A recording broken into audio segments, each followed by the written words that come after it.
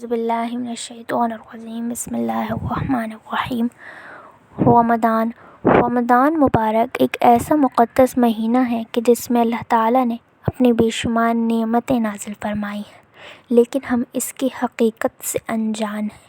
تو رمضان اصل میں رمضان سے نکلا ہے، جس کا معنی ہے ایک ایسی بارش کہ جو موسم خریف سے پہلے برس کر زمین کو گرد و غبار اور آلودگی سے پاک کر دیتی ہے۔ یعنی رمضان در حقیقت ہے کیا؟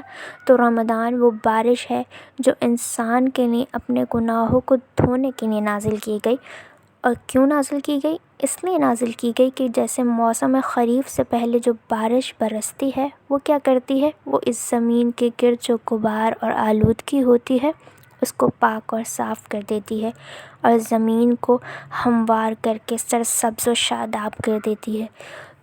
تو ہم مسلمانوں کے لیے رمضان کیا ہے؟ As a Muslim, Ramzan is a rain for us to wash away our sins and to be a better Muslim in the world۔ ایک مسلمان ہونے کی حیثیت سے رمضان ہمارے لیے ایک ایسی بارش ہے کہ جس کے ذریعے ہم اپنے گناہوں کو تو دھوتے ہیں، لیکن ساتھ ساتھ ایک بہتر مسلمان کی حیثیت سے بھی دنیا میں رونما ہوتے ہیں۔